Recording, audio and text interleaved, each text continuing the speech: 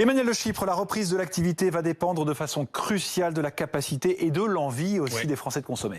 Bah oui, parce qu'il faut le rappeler, la consommation, c'est quand même les 2/3 de l'activité en France. Les 2/3 de la croissance viennent de la consommation. Et cette crise inédite, en fait, elle sépare les Français en deux catégories. Il y a ceux pour qui le problème n'est pas la capacité d'acheter, mais la possibilité d'acheter. En gros, la fermeture des magasins, des restaurants. Il faut savoir qu'on dépense par famille en moyenne 250 € par mois au restaurant. Et ben là, on les dépense pas. Ça crée une épargne forcée. Le montant de cette épargne forcée, entre guillemets, il est considérable. C'est 60 milliards d'euros. 60 milliards d'euros, nous dit l'OFCE. Et puis, il y a évidemment ceux pour qui le problème, c'est la capacité de dépenser, le pouvoir d'achat.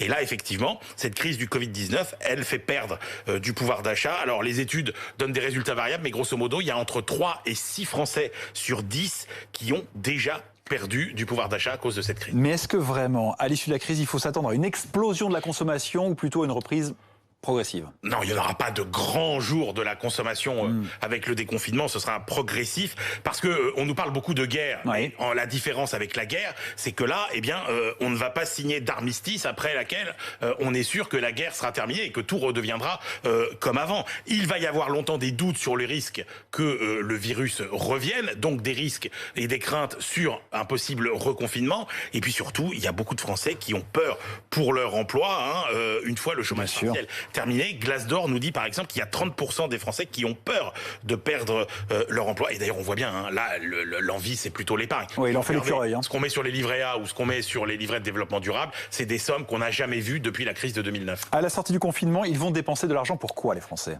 Eh bien, comme vous, mon cher Damien, je pense qu'ils vont d'abord avoir envie d'aller chez le coiffeur. C'est une étude qui vient d'être publiée par BVA. Ensuite, ils voudraient se rendre dans un centre commercial. Ils voudraient aller faire le marché. Et puis après, ils voudraient partir en week-end ou en vacances. Après, ils voudraient aller au cinéma et au théâtre. Enfin, dans un magasin de bricolage.